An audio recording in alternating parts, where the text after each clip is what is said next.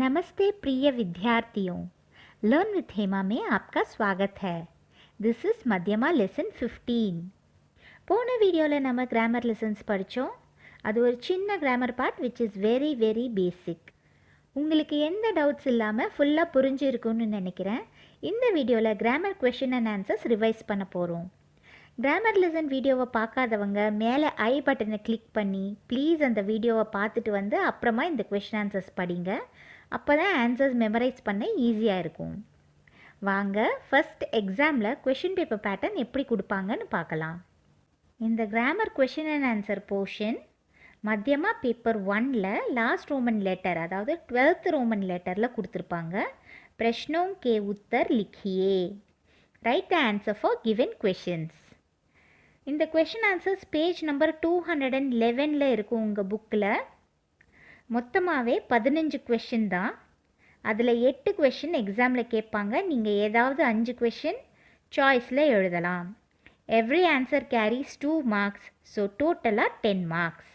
First question, வர்ன் கிசே कहते हैं? வர்ன் கிசே कहते हैं? வர்ன் அப்படின்னா என்ன? லெட்டர், எழுத்து. இந்த எழுத்தோட டெஃபினிஷன் கேட்குறாங்க. எழுத்து என்றால் என்ன? वर्ण किसे कहते हैं? भाषा में प्रयुक्त मूल ध्वनि अथवा उसके चिन्ह को वर्ण कहते हैं. भाषा में प्रयुक्त ஒரு மொழியில் உபயோகப்படுத்தப்படும் மூல் ध्वनि, அடிப்படையான ஓசை. மூல் ध्वनि அடிப்படையான ஓசை. அத்வா அல்லது உஸ்கே சின்ன கோ அதனுடைய சின்னத்தை வர்ண் कहते हैं. ஒரு மொழியில் உபயோகப்படுத்தப்படும் அடிப்படையான ஓசையை அல்லது அதனுடைய சின்னத்தை எழுத்து என்கிறோம். பாஷா மே பிரயுக்த் மூல் ध्वनि अथवा उसके चिन्ह को वर्ण कहते हैं. कथित या लिखित भाषा का मूल आधार क्या है? கதித் அப்படின்னா தெரியும், பேச்சு மொழி. யா லிఖித் பாஷா அல்லது எழுத்து மொழியின் மூல் ஆதார், மூல ஆதாரம், அடிப்படை. क्या है? कथित या लिखित भाषा का मूल आधार ध्वनि है. இதுக்கு ஆன்சர் பாருங்கள், ரொம்ப சிம்பிள். கேக்கு பதிலாக ध्वनि எழுதினோம். ध्वनिனா என்ன? ஓசை. कथित या लिखित भाषा का मूल आधार ध्वनि है. பேச்சு மொழி அல்லது எழுத்து மொழியின் மூல ஆதாரம் ஓசை ஆகும். லிபி கிசே कहते हैं? லிபினா என்ன? லெசனில் பார்த்தோம் இல்லையா, ஸ்கிரிப்ட், வடிவம், ஒரு மொழியின் வடிவம், அதை தான் லிப்பின்னு சொல்லுவோம். லிப்பியோட டெஃபினிஷன் கேட்குறாங்க. லிபி கிசே कहते हैं? ध्वनियों को लिखने के लिए जिन चिन्हों का प्रयोग किया जाता है उसे लिपि कहते हैं. ध्वनियों को ஓசைகளை लिखने के लिए எழுதுவதற்கு जिन चिन्हों का प्रयोग किया जाता है எந்த சின்னங்களை உபயோகப்படுத்துகிறோமோ உசே லிபி कहते हैं அவற்றை லிபி என்று சொல்கிறோம். ध्वनियों को लिखने के लिए जिन चिन्हों का प्रयोग किया जाता है उसे लिपि कहते हैं. மீனிங்கை முழுசாக தமிழ்லையோ இங்கிலீஷ்லேயோ டிரான்ஸ்லேட் பண்ணி புரிஞ்சுக்கிட்டா படிக்கிறது ஈஸியாக இருக்கும். திருப்பி ரீகேப் பண்ணலாம். वर्ण किसे कहते हैं? भाषा में प्रयुक्त मूल ध्वनि अथवा उसके चिन्ह को वर्ण कहते हैं. कथित या लिखित भाषा का मूल आधार क्या है? कथित या लिखित भाषा का मूल आधार ध्वनि है. लिपि किसे कहते हैं? ध्वनियों को लिखने के लिए जिन चिन्हों का प्रयोग किया जाता है उसे लिपि कहते हैं. वर्तमान में संविधान के द्वारा कितनी भाषाओं को राष्ट्रीय भाषा का दर्जा दिया गया है? वर्तमान में தற்போது, संविधान के द्वारा அரசியலமைப்பின் மூலம், कितनी भाषाओं को எத்தனை மொழிகளுக்கு राष्ट्रीय भाषा का दर्जा दिया गया है தேசிய மொழிகள் என்ற அங்கீகாரம் கொடுக்கப்பட்டுள்ளது. அதாவது தற்போது இந்திய அரசியலமைப்பில் எத்தனை மொழிகளுக்கு தேசிய மொழிகள் என்ற அங்கீகாரம் கொடுத்துருக்காங்க அப்படின்னு கேட்குறாங்க. இது ரொம்ப ஈஸி. கொஸ்டின் அப்படியே எழுதணும். கித்னிக்கு பதிலாக அந்த நம்பர் மாற்றி போடணும், அவ்வளோதான். வர்த்தமான் மே சம்விதான் கே துவாரா, கித்னிக்கு பதிலாக என்ன எழுதணும்? 22 எழுதணும். 22 भाषाओं को राष्ट्रीय भाषा का दर्जा दिया गया है. நீங்கள் 22 எழுதுறதுக்கு கான்ஃபிடெண்ட்டாக ஹிந்தியில் எழுத தெரிஞ்சால் எழுதுங்க, இல்லைன்னா 22 போடுங்க. ஓகே. वर्तमान में संविधान के द्वारा 22 भाषाओं को राष्ट्रीय भाषा का दर्जा दिया गया है. हिंदी वर्णमाला में कितने स्वर और व्यंजन हैं? हिंदी वर्णमाला में, वर्णमालाना என்ன தெரியும்ல நமக்கு? எழுத்துக்களின் மாலை, ஆல்ஃபபெட். ஹிந்தி வர்ணமாலால கித்னே ஸ்வர், எத்தனை உயிரெழுத்துக்கள், வவல்ஸ் ஆர் வியஞ்சன், கான்சனன்ஸ் இருக்குது அப்படின்னு கேட்குறாங்க. நமக்கு அது தெரியும். ஹிந்தி வர்ணமாலா மே 11 स्वर और 33 व्यंजन हैं. हिंदी वर्णमाला में எத்தனை ஸ்வர் இருக்குது, வவல்ஸ் இருக்குது, 11 இருக்குது. கான்சனன்ஸ் எத்தனை இருக்குது? 33 இருக்குது. हिंदी वर्णमाला में 11 स्वर और 33 व्यंजन हैं.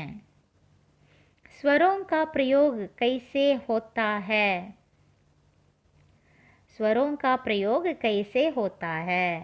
स्वरों का प्रयोग, स्वरங்களின் உபயோகம், कैसे होता है, எப்படி இருக்கும்? स्वरों का प्रयोग स्वतंत्र रूप से होता है.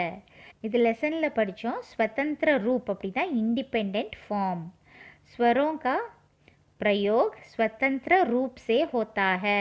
வேறு எந்த லெட்டரோட ஹெல்ப் இல்லாமல் இண்டிபெண்ட்டாக இந்த ஸ்வரங்கள் இருக்கும். அதுதான் வந்து சொல்கிறாங்க. स्वरों का प्रयोग स्वतंत्र रूप से होता है. रिकैप. वर्तमान में संविधान के द्वारा कितनी भाषाओं को राष्ट्रीय भाषा का दर्जा दिया गया है? वर्तमान में संविधान के द्वारा 22 भाषाओं को राष्ट्रीय भाषा का दर्जा दिया गया है. हिंदी वर्णमाला में कितने स्वर और व्यंजन हैं? हिंदी वर्णमाला में 11 स्वर और 33 व्यंजन हैं. स्वरों का प्रयोग कैसे होता है? स्वरों का प्रयोग स्वतंत्र रूप से होता है. व्यंजन किसे कहते हैं? व्यंजन कॉन्सनेंट्स, அதோட டெஃபினிஷன் கேட்குறாங்க. व्यंजन किसे कहते हैं? स्वरों की सहायता से उच्चारित वर्णों को व्यंजन कहते हैं. स्वरों की सहायता से, ஸ்வரங்களின் உதவியுடன், அதாவது உயிரெழுத்துக்களின் உதவியுடன். உச்சரித் வர்ணோங்கோ, உச்சரிக்கப்படுகிற எழுத்துக்களை व्यंजन कहते हैं. உயிர்மை எழுத்துக்கள் என்கிறோம், கான்சனன்ஸ் அப்படின்னு சொல்கிறோம். ஸ்வரோं की सहायता से, அதாவது உயிரெழுத்துக்களின் உதவியுடன் உச்சரிக்கப்படும் எழுத்துக்களை உயிர்மை எழுத்துக்கள் என்கிறோம். स्वरों की सहायता से उच्चरित वर्णों को व्यंजन कहते हैं. संयुक्त व्यंजन किसे कहते हैं? संयुक्त व्यंजन किसे कहते हैं? संयुक्त व्यंजन அப்படின்னா என்ன? லெசனில் படித்தது ஜாயிண்ட் கான்சனன்ஸ். व्यंजन கான்சனன்ஸ். संयुक्त அப்படின்னா ஜாயிண்ட். ஜாயிண்ட் கான்சனன்ஸ் அப்படின்னா எதை சொல்கிறோம்? दो व्यंजनों के मेल को संयुक्त व्यंजन कहते हैं. दो व्यंजनों, இரண்டு எழுத்துக்களின் சேர்க்கையை, மேல் கோ அப்படின்னா மேல் அப்படின்னா சேர்வது, இரண்டு எழுத்துக்கள் இணைவது. இரண்டு எழுத்துக்கள் இணைந்து வந்தால் அது என்னது? संयुक्त व्यंजन. दो व्यंजनों के मेल को संयुक्त व्यंजन कहते हैं. उदाहरणम एग्जाम्पल, இக் ப்ளஸ் ஷ, ஷ. அதாவது இக்குன்றது ஒரு தனியான ஒரு எழுத்து, ஷ அப்படின்றது ஒரு எழுத்து. இதை ரெண்டையுமே எழுதாமல் இதுக்கு ஒரு புது எழுத்தாக க்ஷ அப்படின்னு எழுதணும். இது நீங்கள் லெசனை படிச்சிங்கன்னா இது எல்லாமே எக்ஸ்பிளைன் பண்ணியிருப்பாங்க. ஸோ தயவு செஞ்சு லெசனை பார்த்துட்டு இந்த क्वेश्चन आंसर படிங்க. संयुक्त व्यंजन किसे कहते हैं? दो व्यंजनों के मेल को संयुक्त व्यंजन कहते हैं. उदाहरण इक प्लस श, क्ष. अनुस्वार किसे कहते हैं? स्वर के बाद आने वाले व्यंजन को अनुस्वार कहते हैं. स्वर के बाद आने वाले व्यंजन को अनुस्वार कहते हैं. स्वर के बाद உயிரெழுத்துக்களின் பின்னால் ஆனே வாலே व्यंजन को வரும் உயிர்மெய் எழுத்துக்களை अनुस्वार कहते हैं. अनुस्वार किसे कहते हैं? स्वर के बाद आने वाले व्यंजन को अनुस्वार कहते हैं. रिकैप. व्यंजन किसे कहते हैं? स्वरों की सहायता से उच्चरित वर्णों को व्यंजन कहते हैं. संयुक्त व्यंजन किसे कहते हैं? दो व्यंजनों के मेल को संयुक्त व्यंजन कहते हैं. उदाहरण इक प्लस श, क्ष. अनुस्वार किसे कहते हैं? स्वर के बाद आने वाले व्यंजन को अनुस्वार कहते हैं. विसर्ग के कुछ उदाहरण दीजिए. विसर्ग के कुछ उदाहरण दीजिए. இதில் டெஃபினிஷன் கேட்கல, உதாரணம் மட்டும் கேட்குறாங்க. விசர்கோட சில உதாரணங்கள். விசர்கு கே குச் உதாகரன் கொஸ்டில் இருந்து அப்படியே எழுதிக்கோங்க. இந்த உதாரணம் மட்டும் படிச்சுக்கோங்க. அத்தக, புனக, பிராயக, க்ரம்ஷக ஆதி. இதில் 4 எழுதுனா போதும். விசர்கு கே குச் உதாகரன் அத்தக, புனக, பிராயக, क्रमशः आदि. अनुनासिक चिन्ह का उदाहरण दीजिए. अनुनासिक चिन्ह का उदाहरण दीजिए. आ, ऊ, ए, मा, हूँ, आए आदि अनुनासिक चिन्ह का उदाहरण है. आ, ऊ, ए, मा, हूँ, आए आदि अनुनासिक चिन्ह का उदाहरण है. हल या हलंत चिन्ह व्यंजन में कहाँ लगाया जाता है? उदाहरण दीजिए. हल या हलंत चिन्ह. ஹல்லுனா என்ன? அந்த வேர்டில் பாருங்கள், லாக்கு கீழே ஒரு குட்டி கோடு போடுறோம். ஸோ அதுக்கு பேர் தான் ஹல். அதை வந்து ஹலந்த் சின்ன அப்படின்னும் சொல்லுவோம். ஸோ அதை ஹல் யா ஹலந்த் சின்ன வியஞ்சனில் எங்கே போடணும் அப்படின்னு கேட்குறாங்க. அதுக்கு உதாரணமும் கொடுக்க சொல்கிறாங்க. ஆன்சர் பாருங்கள், அப்படியே எழுதணும். हल या हलंत चिन्ह व्यंजन के नीचे लगाया जाता है. व्यंजனுக்கு கீழே தான் போடுறோம் நாம். ஹல்லில் பாருங்கள், லாக்கு கீழே போட்டிருக்கோமா, அதுதான் சொல்கிறோம். हल या हलंत चिन्ह व्यंजन के नीचे लगाया जाता है. एग्जाम्पल्स கொடுக்குறாங்க. जगत, विद्वान, चिन्ह आदि इसके कुछ उदाहरण हैं. जगत, विद्वान, चिन्ह आदि इसके कुछ उदाहरण हैं. रिकैप. विसर्ग के कुछ उदाहरण दीजिए. विसर्ग के कुछ उदाहरण अतः, पुनः, प्रायः, क्रमशः आदि. अनुनासिक चिन्ह का उदाहरण दीजिए. आ, ऊ, ए, मा, हूँ, आए आदि अनुनासिक चिन्ह का उदाहरण है. हल या हलंत चिन्ह व्यंजन में कहाँ लगाया जाता है? उदाहरण दीजिए. हल या हलंत चिन्ह व्यंजन के नीचे लगाया जाता है.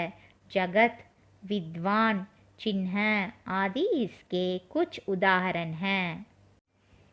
किन शब्दों में विसर्ग का प्रयोग नहीं होता है?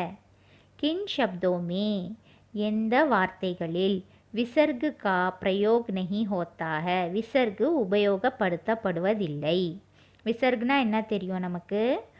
ஒரு व्यंजनோட கடைசியில் 2 புள்ளி வைக்கிறது. तद्भव तथा देशी शब्दों में विसर्ग का प्रयोग नहीं होता है. இதில் பாருங்கள், விசர்கு கா பிரயோக் नहीं होता है அது அப்படியே எடுத்து எழுதிடலாம்.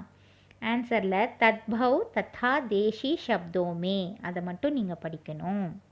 தத்பவ் அப்படின்னா என்னன்னா, ஹிந்தியில் பல இடங்களில் சான்ஸ்கிரிட் வார்த்தைகள் கலந்திருக்கும். அப்படி சான்ஸ்கிரிட் கலக்காத தூய ஹிந்தி வார்த்தைகளை தத்பவ் அப்படின்னு சொல்லுவோம். தத்தா தத்தா என்றால் அண்ட் மற்றும். தேசி சப்தம், தேசி சப்தம் அப்படின்னா நாட்டுப்புற வழக்குகள், நாட்டுப்புற சொற்கள். இந்த ரெண்டுத்துலேயும் விசர்கு யூஸ் பண்ணக்கூடாது. तद्भव तथा देशी शब्दों में विसर्ग का प्रयोग नहीं होता है. पुरीदा. नेक्स्ट वन, हिंदी अंकों का देवनागरी रूप लिखिए. हिंदी अंकों, हिंदी नंबर्स उடைய தேவநாகரி ஃபார்ம் எழுத சொல்கிறாங்க. அதை 1 2 3 4 10 வரைக்கும் படிக்கணும். 10 வரைக்கும் எழுதுனா போதும். அது எப்படி எழுதணுன்னு நான் கிராமர் லெசன் வீடியோவில் சொல்லியிருப்பேன், அங்கே போய் பாருங்கள். அடுத்தது சேம் திங், நீங்கள் लास्ट क्वेश्चन பாருங்கள். देवनागरी अंकों का अंतर्राष्ट्रीय रूप लिखिए. देवनागरी अंकों हिंदी नंबर्ஸோட अंतर्राष्ट्रीय रूप அப்படின்னா இன்டர்நேஷ்னல் ஃபார்ம் எழுத சொல்கிறாங்க. இன்டர்நேஷ்னல் ஃபார்ம் என்ன, ரொம்ப ஈஸி. 1 2 3 4 10 வரைக்கும் எழுதணும், அவ்வளோதான். புரிஞ்சதா உங்களுக்கு? ஸோ தேவநாகரி ரூப் லிக்கியேனா ஹிந்தி நம்பர்ஸ் எழுதணும், अंतर्राष्ट्रीय रूप लिखिएனா இங்கிலீஷ் நம்பர்ஸ் எழுதணும், अवलदान. रिकैप, किन शब्दों में विसर्ग का प्रयोग नहीं होता है? तद्भव तथा देशी शब्दों में विसर्ग का प्रयोग नहीं होता है. हिंदी अंकों का देवनागरी रूप लिखिए ना, हिंदी नंबर से எழுதணும். देवनागरी अंकों का अंतर्राष्ट्रीय रूप लिखिए ना, इंटरनेशनल नंबर सिस्टमिல் வர 1 2 3 10 வரைக்கும் எழுதணும். அவ்வளோதான். இந்த 15 கொஷின்ஸும் உங்களுக்கு ஈஸியாக இருக்கும்னு நினைக்கிறேன். இதையும் மீறி உங்களுக்கு டவுட்ஸ் இருந்தால் கமெண்ட் பாக்ஸில் தெரியப்படுத்துங்க. What we learn becomes a part of who we are. So keep learning. Meet you all again in another wonderful video. धन्यवाद. शुभकामनाएं.